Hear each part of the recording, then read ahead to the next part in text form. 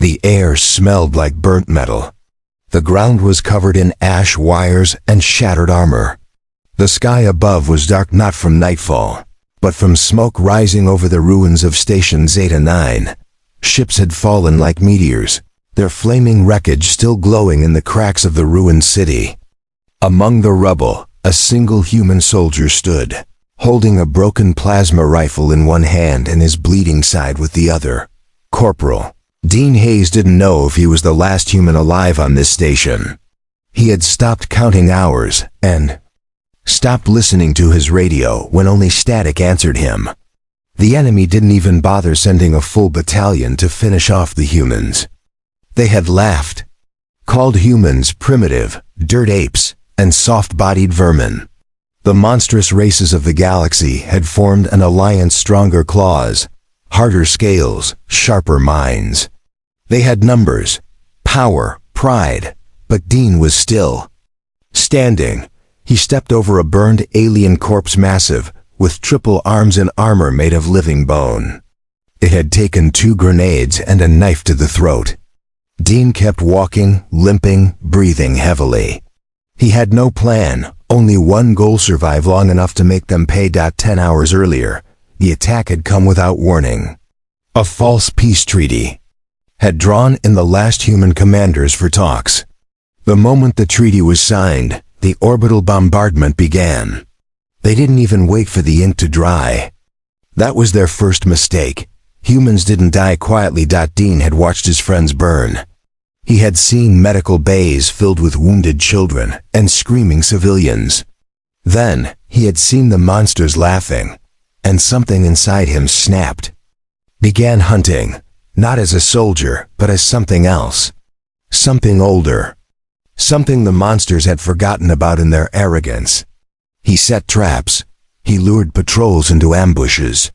He moved through vents, tunnels, and collapsed walls like a ghost with a vendetta. And slowly, the monsters started to whisper. They started to fear. In the deep communication tower, 2 alien warlords argued over a map. One of them, a tall insectoid with 6 glowing eyes, tapped on a section of the ruins. He's still alive here. Sector 7. Impossible. Just one? We sent in hunters. He killed them, skinned them, hung their armor in the air ducts like trophies. They didn't laugh anymore. Dean knew they were watching now. He saw drones in the sky, scanners sweeping the ruins. But they didn't matter. He had learned their patterns. He had studied their fear. They had superior weapons, but he had will. He had rage. And he had something they would never understand: hope, even in the dark. He reached a broken weapons cache, its door barely standing. Inside, among the burned-out gear, he found something useful: an old exosuit, rusted, obsolete, but intact. With trembling hands, he climbed into it. The moment the suit sealed, his pain dulled. The HUD flickered to life. Systems began to boot. Power at 43%. Targeting online. Vital signs critical. Adrenaline spike detected. He smiled. A low growl echoed through the building. Heavy steps. Something big. Dean turned slowly. A monster entered through the broken wall, a beast with metal skin, eyes like molten gold, and a mouth full of rotating blades. It sniffed the air. Dean didn't wait. He ran at it. The fight was brutal. The creature roared and swung its massive arm, smashing through concrete. Dean dodged, fired his suit's left gauntlet, and punched straight into the beast's throat. Sparks flew, blood sprayed. Metal cracked. The suit groaned under pressure, but Dean didn't stop.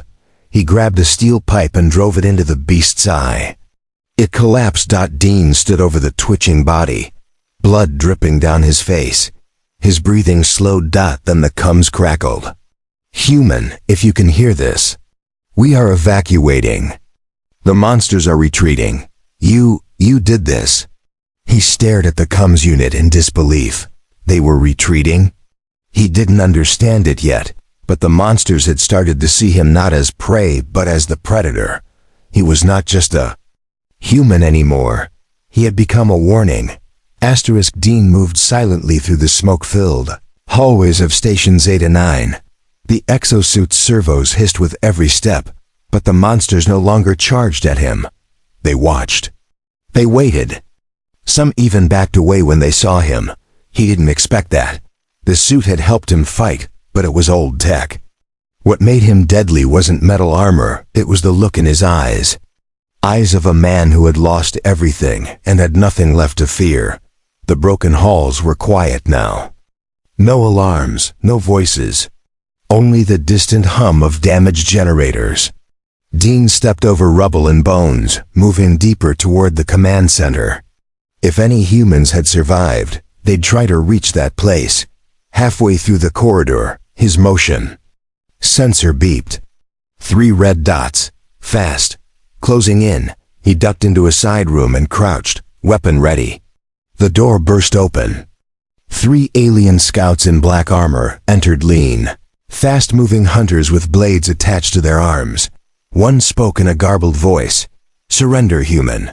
Dean didn't answer. He fired a burst from his gauntlet, hitting the lead scout in the chest. The alien screamed and fell. The other 2 charged.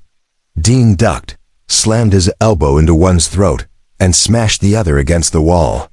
It all happened in seconds. The last scout crawled away, eyes wide in terror. Dean didn't chase him. Let them run.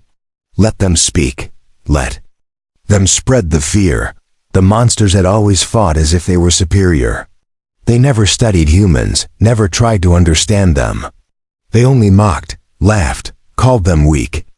But now they saw the truth. A monster is not defined by claws or scales. Sometimes, it wears human skin. Dean reached the old command deck and found it barely standing. The roof was torn open, and the central console sparked with dying power. He searched for survivors. No bodies, but blood, drag marks. Someone had been here. Recently. Suddenly, he heard a faint whisper from a COM panel. "Help, please, they're coming." Dean rushed to the device. A transmission. Weak, but real. It was coming from an escape tunnel below. He followed the emergency path down, deeper underground. The metal walls turned to raw stone, and the air grew colder. He kept his weapon ready. At the end of the tunnel, he found them. A group of survivors.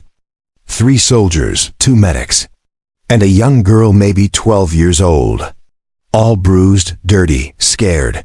The girl stared at Dean as if he were a ghost. You're the one they talk about," she said softly. "The monsters call you the Red Shadow." Dean blinked. He hadn't realized how far the stories had spread. A medic stepped forward. "We thought no one was left. The enemy stopped chasing us. We thought it was a trap, but maybe they're afraid of you." Dean didn't speak. He just nodded. One of the soldiers grabbed his arm. "You're not safe here. They've called something. Something big. We heard them on the scanners before the power failed. It's not a ship. It's a creature, a command beast." Dean's jaw tightened. He had seen what that meant before. Monsters used these giant creatures as walking weapons, more terrifying than any tank. They only brought them out when they felt cornered. He looked at the survivors. They couldn't run far. Not in this condition. He had a choice. He could run too, disappear into the shadows, or he could make a stand. He turned to the medic. "Seal the doors. Get everyone as far into the tunnel as you can. If that thing comes, I'll meet it here." The medic's eyes widened. "You can't fight it alone." Dean didn't smile. He just said, "I won't be alone. The station remembers. And I have something these monsters never will." "What?" He raised his weapon and stared into the darkness. "I'm human." Dean stood at the base of the tunnel gate, staring down the long dark corridor where the monster would come from. He had sealed the blast doors behind him, locking the survivors deep in the lower levels. They didn't argue. They knew.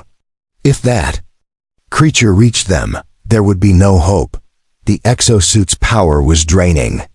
30%. No backup, no reinforcements.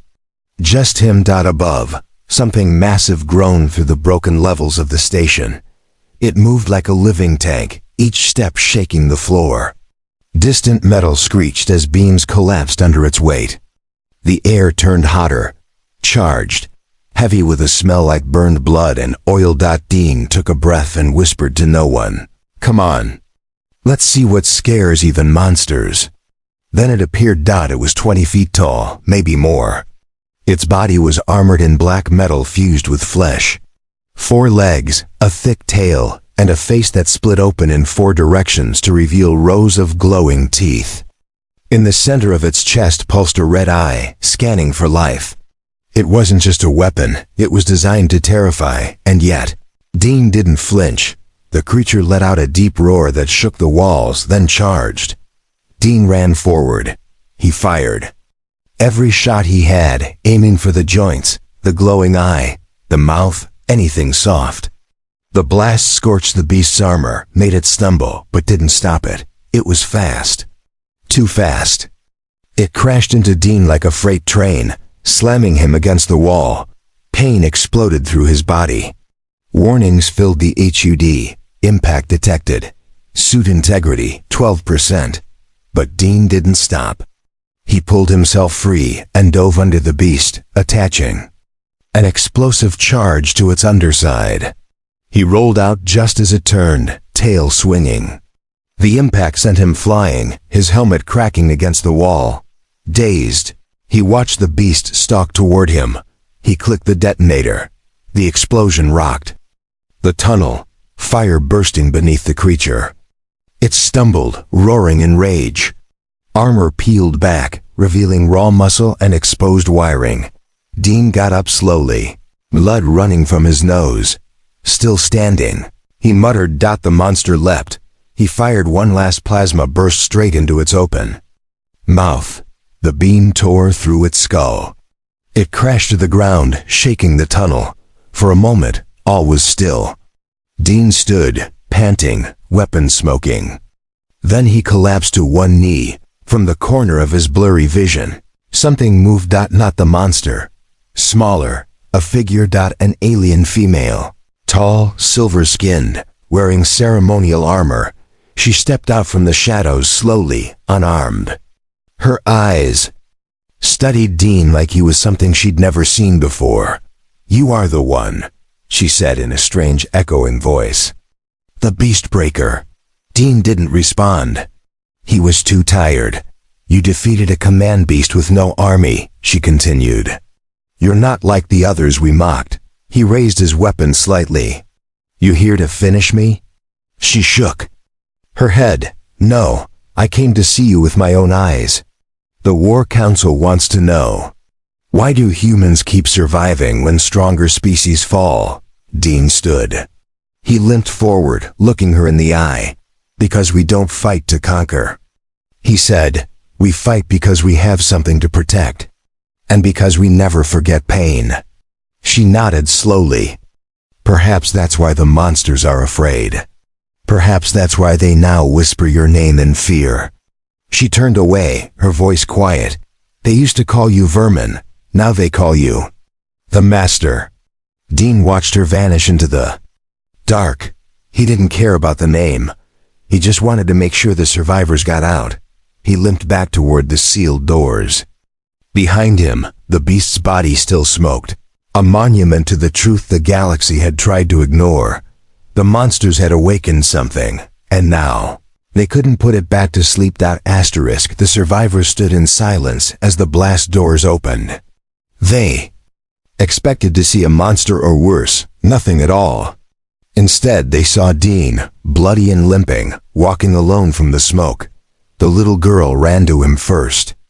"You came back." He knelt to her level and nodded.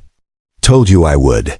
The others looked at him like he wasn't just a man anymore, but something more. A symbol. A protector. Even the soldiers, wounded and tired, straightened their backs. In his presence, Dean helped them out of the tunnel one by one, guiding them through the safer paths he had cleared earlier. His body screamed with every step, but he didn't slow down. The suit's power core was nearly dead now, 12% and dropping, but his will was still strong. On the surface, the station was quiet, Too quiet, no patrols, no drones. Not even the sounds of retreating forces.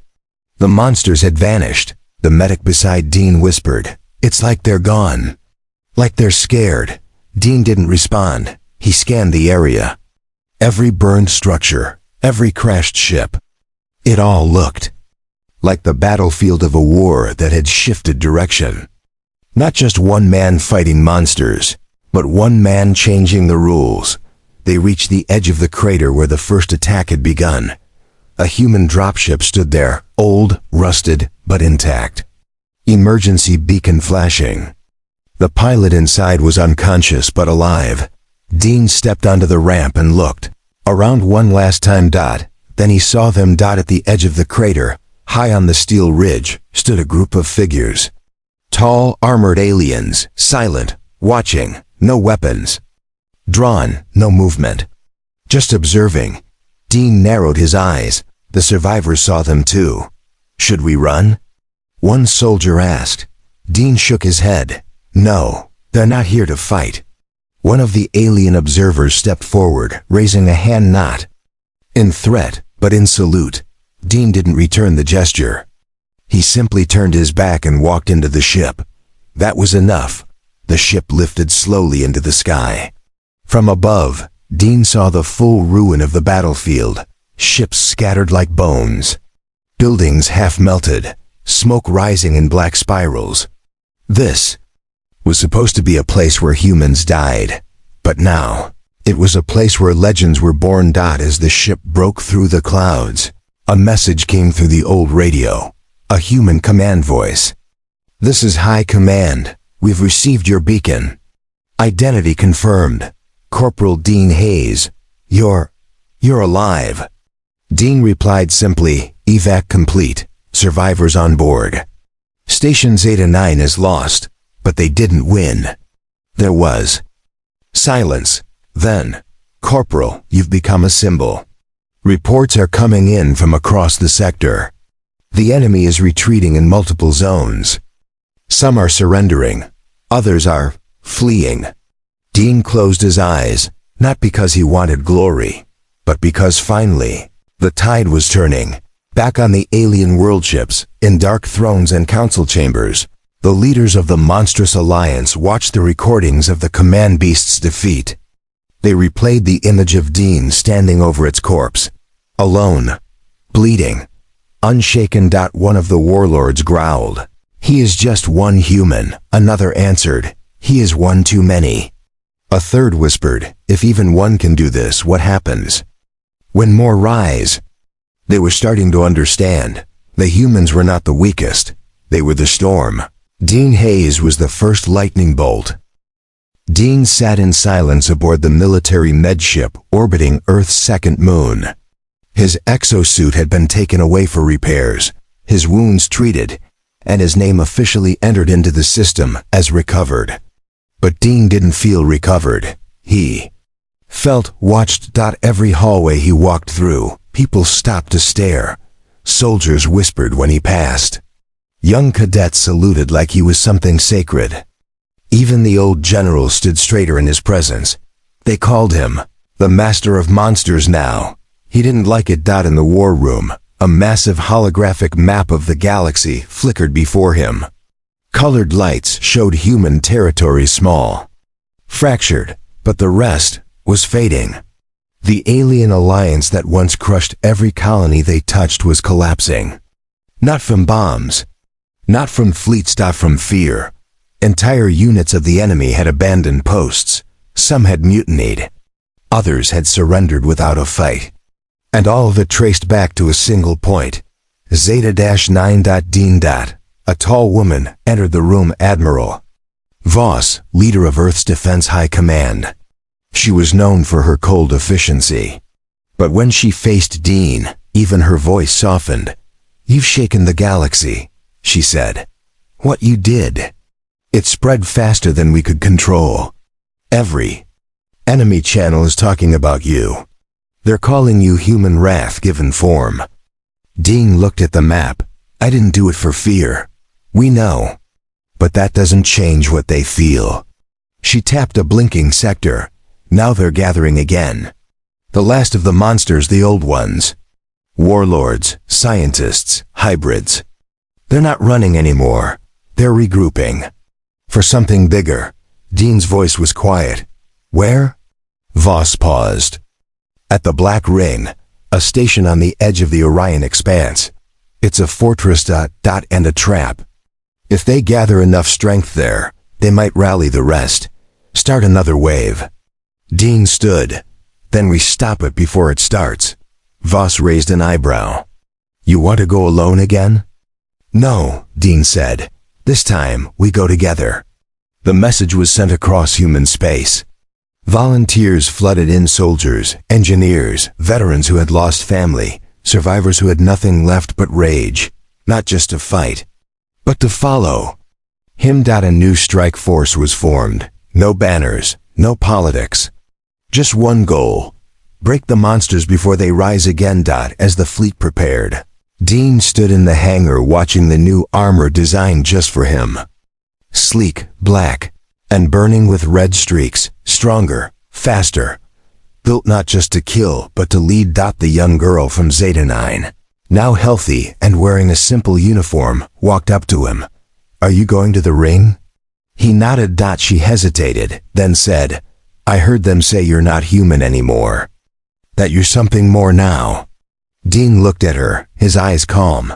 I'm still human, he said. That's what they fear the most. She smiled faintly. Then they're right to be afraid.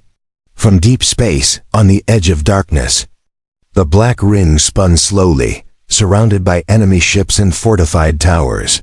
Inside, the last warlords watched the stars nervously. One of them snarled, He's coming. Another hissed, Let him come. We will bury his legend here. But their hands shook, because this time, he wasn't coming alone.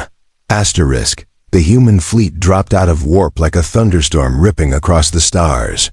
Hundreds of strike ships surrounded the Black Ring station, its dark surface reflecting the light of distant suns. Missiles streaked through space.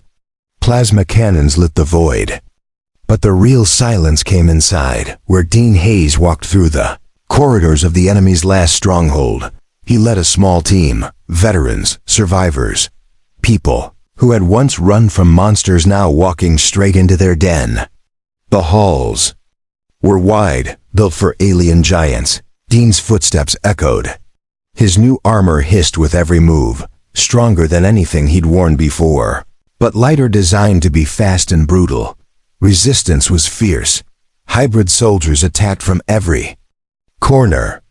Mutants, cyborg beasts, even psychic warlords tried to break their minds. But Dean's team didn't stop. They fought like demons, not for orders, not for medals, for every human colony lost, for every child burned, for every friend buried beneath ash. One by one, the enemy fell. Dean reached the central chamber of the station, the control core, a room the size of a stadium. There, the final enemy stood waiting. High Warlord Verzik, the last architect of the Alliance. 10 feet tall, plated in golden armor. His voice shook the floor. You were nothing once, weak, small, forgotten. Now they chant your name across galaxies. Why? Dean lowered his rifle and stepped forward. Because we never needed to be big to be strong. Verzik roared and charged. The battle was short. Brutal. Dean ducked the first swing, drove a blade into the warlord's knee, then fired a full burst of rail shots into his chest. Verzik howled, grabbed Dean by the throat, but Dean activated the plasma core in his gauntlet. One final pulse.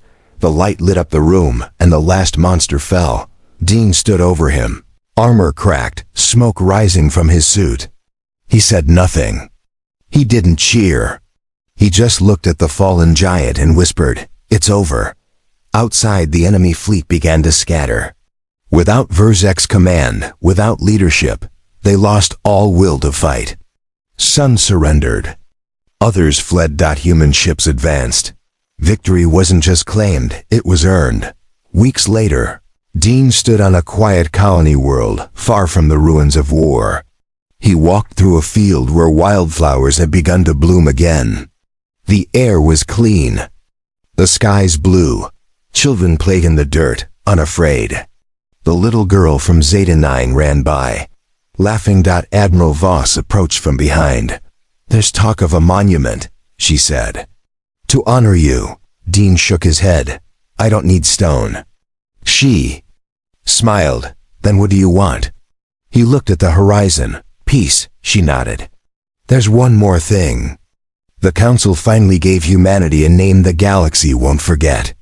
Dean turned, curious. She said, "They now call us the Masters of Monsters because we never gave up. Because you reminded them what humans truly are." Dean didn't reply.